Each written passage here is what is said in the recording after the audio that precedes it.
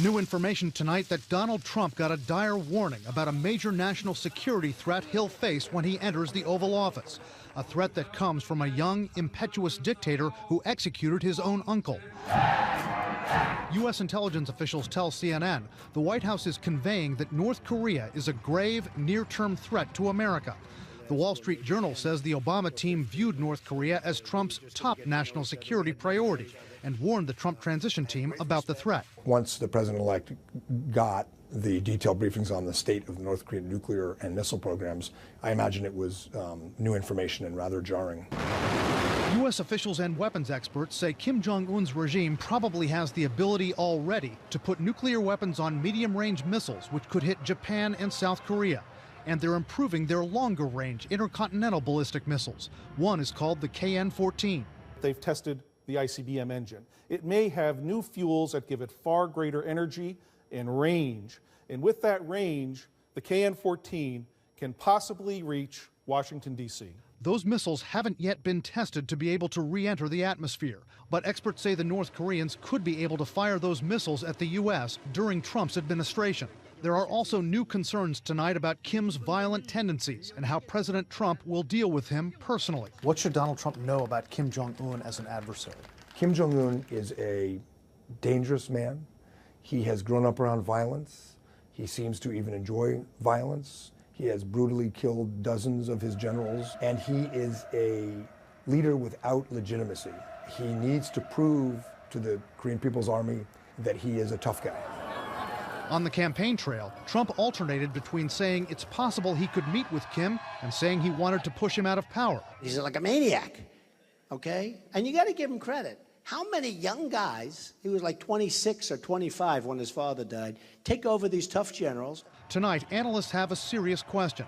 Are these two leaders who will act rationally toward each other or impulsively? Kim takes any insult very personally. We've seen that threats of 9/11 style attacks after the movie The Interview was released. And perhaps Mr. Trump is very amenable to responding strongly to any kind of criticism.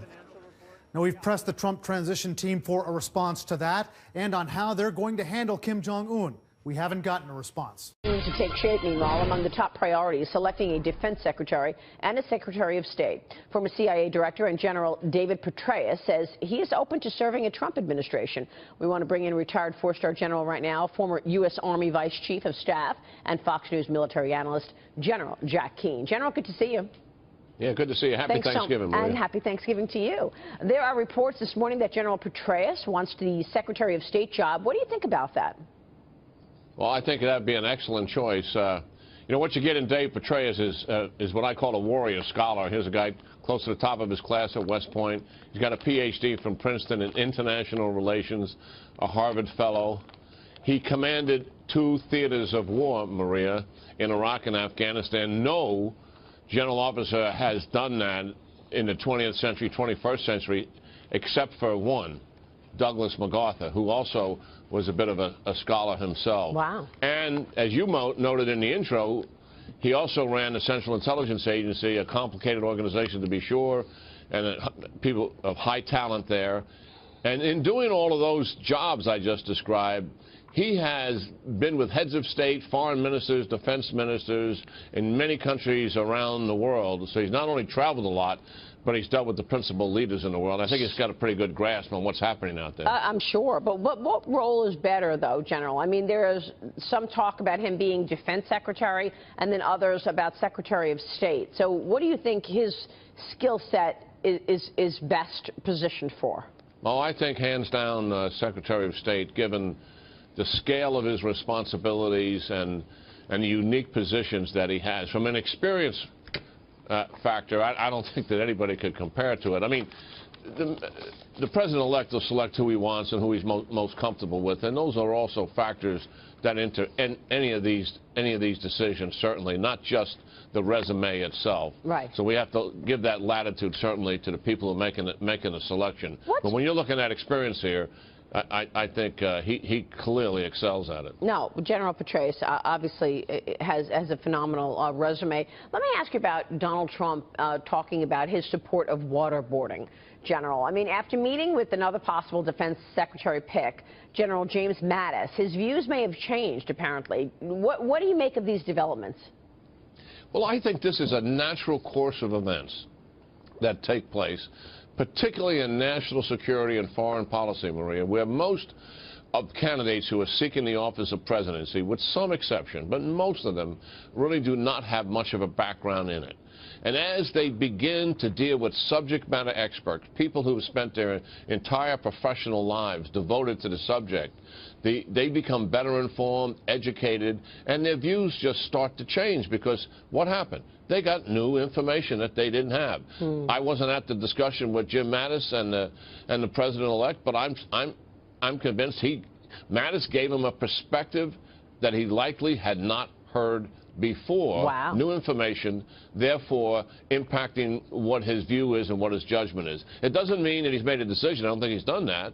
He's going to probably get more information than that, but it certainly has opened his mind to a possibility of a change of viewpoint. Yeah, and that's what this process is about as well, right? Opening your mind, absolutely. hearing all of this new information from various candidates. Yeah, and this process, listen, there's a steep education for a president dealing with national security and foreign policy. And as he gets his team around him, he'll be dealing with that every day, certainly as he does with domestic policy. But what's different is the world has a way of coming to the doorstep of 1600 Pennsylvania Avenue. It is unpredictable. It happens to every president. They have a domestic agenda. They're trying to get that accomplished. But the world keeps knocking on that door with challenges and problems. Yeah, and by the way, I like the idea that at least the world is also coming to 1600 Pennsylvania Avenue in terms of advice. I mean, that's another thing that Donald Trump needs at this point. Let me move on, General, to North Korea. Its leader, Kim Jong-un, sending a 9-page letter directed to President-elect Trump, demanding that hostile nuclear threats stop. General Keane, how should the Trump administration approach North Korea at this point? Yeah, here's our friend in North Korea. I think what he's trying to do, Maria, is establish his bona fides here with the new president-elect. You know, I suspect strongly one of the things that's happening here, particularly with our adversaries, and they look at this new president that's about to take power, what they see, let's put the campaign aside for a second, what they see, strong leader, decisive, used to making lots of decisions, a man of conviction. That is something, if you're an adversary of the United States and you're morally corrupt and you're a thug, which the Iranians are, which the Russians are, and certainly the North Koreans are, that has some impact on you because you don't know what you're going to be dealing with. In Barack Obama, they've been dealing with what we have come to conclude, and they certainly believe it, is a relatively weak American president on the world scene. I suspect they believe they're going to have a strong American president on the world scene, and that's what this bluster and bombastic nonsense coming out of Kim Jong-un is all about, trying to establish and set the stage for himself a little bit. But everybody's going to see through what his rhetoric. So do we ignore it, General? Is that what you would propose to Trump? No, I don't. You cannot ignore North Korea. He has nuclear weapons. We permitted that to happen during the Clinton administration. It's pretty outrageous, what took place there. But no, you cannot ignore him, and particularly when you're dealing with a closed society like that. But he sends this letter. I mean, what do you do with this letter? Read it, throw it away. Okay, so that's what I'm saying. You ignore the letter. Well, you know who he is. I mean, he's going to get very detailed briefings from the Central Intelligence Agency on the profile of Kim Jong-un and who he is and what he's trying to accomplish.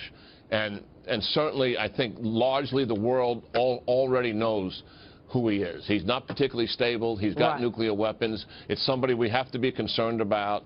We cannot ignore him. But we also got to recognize bluster, bravado, bombastic stuff that comes out of his mouth. Incredible. Incredible to see what's happening right now before Trump takes office, how North Korea and others are positioning. Yeah, well, we're the #1 country in the world. We truly make a difference in the world. We have always helped the world in terms of stability and security, and as a result of that, the world has become more prosperous. So adversaries look to the United States, to be sure, and certainly all of our allies. And there's a huge focus. There is not a social function or a political gathering going on around the world in the last few days where Donald Trump isn't being discussed. Yeah. General, good to see you. Thanks so much. We Good appreciate your insight, as always. General Jack I was with some joining people us there. who live overseas yesterday, and they're very concerned about what's happening in the Middle East. But yesterday we heard, we get here on the Middle East in a moment, but first, yesterday we heard the Director of National Intelligence, James Clapper, at Congress saying that North Korea's nuclear effort is the top threat to the United States. What would you do to deal with that reclusive country? I would get China to make that guy disappear in one form or another very quickly. And let me tell you, people say, how do you make him disappear and assassinate him? Let me just tell you, no, well, you know, I've heard of worse things, frankly. I mean, this guy's a bad dude, and don't underestimate him. Any young guy can take over from his father with all those generals and everybody else that probably want the position. This is not somebody to be underestimated. China has control. I'll tell you why. Because China has control, absolute control of North Korea. They don't say it, but they do. And they should make that problem disappear. China is sucking us dry. They're taking our money. They're taking our jobs. They're doing so much. We have rebuilt China with what they've taken out. We have power over China. China should do that. Now, we Iran, can force the Chinese to take care of North Korea? I would force the Chinese to do it economically. Do Economically, Charlie. They're sucking the money out of us. We have a trade deficit this year with China, $500 billion. They're taking money out of our country. They're taking our jobs. They hold all our debt, too. Well, you know what? I mean, we owe them. Think of it. They take our money, they take our jobs, they take our base, and guess what we owe? Okay. We owe them $1.7 trillion, okay? But we have a lot of power over China. Don't underestimate it. So you're saying, to Nora's question, you would leave it up to the Chinese? No, I wouldn't leave it up to them. I'd say, you got to do it. You got to do it. And if they said no, you would do what? I'd be very tough with them on trade. If they said no, what would you do? I would very strongly stop them from ripping. I'm going to stop them anyway to a certain extent, but maybe I'd do it a little bit more forcefully. Yes. One other thing. We make that horrible deal with Iran. The closest partner of North Korea is Iran.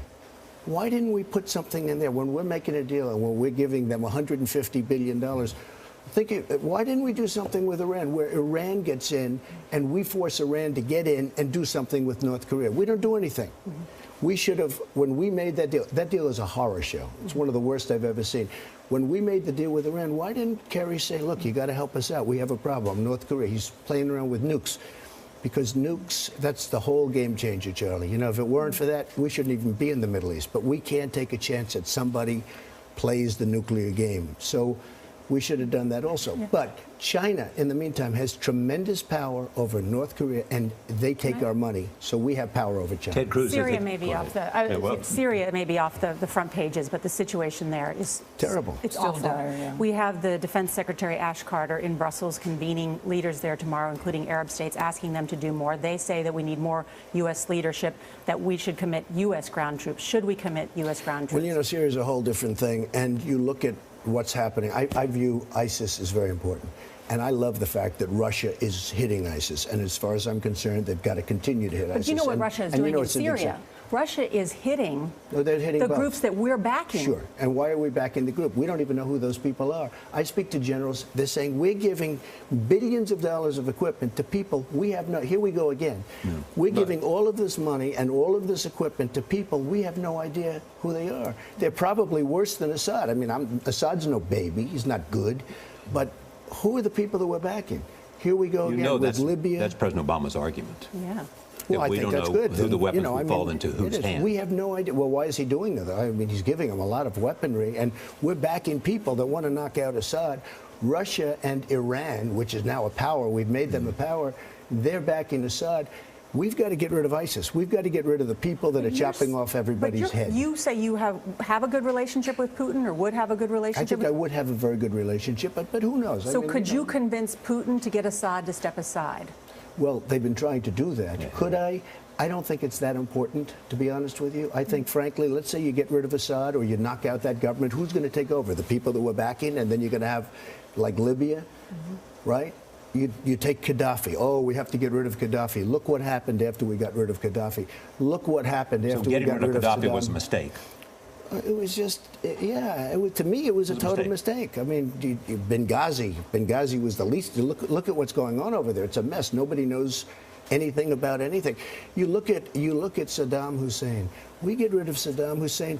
The terrorists, it's the Harvard so of getting rid of terrorists. Gaddafi and getting rid of Saddam Hussein were both mistakes. Had we not done anything, had our politicians gone to the beach and enjoyed the sun, we would be in a lot better position than we are right now.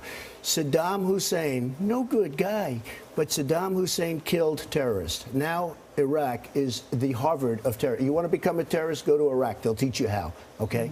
Saddam Hussein was a bad guy. But, you know, one other thing he did, he blocked Iran. I mean, once you knocked out that section, all of us, and I said it, in 2003, 2004, I was against the war. I said, you're going to have the Middle East is going to be a mess. They used to fight forever. They couldn't move. They go 10 feet one way, 10 feet the other. Now you have a total destabilization in the Middle East because we knocked out one of the blocks.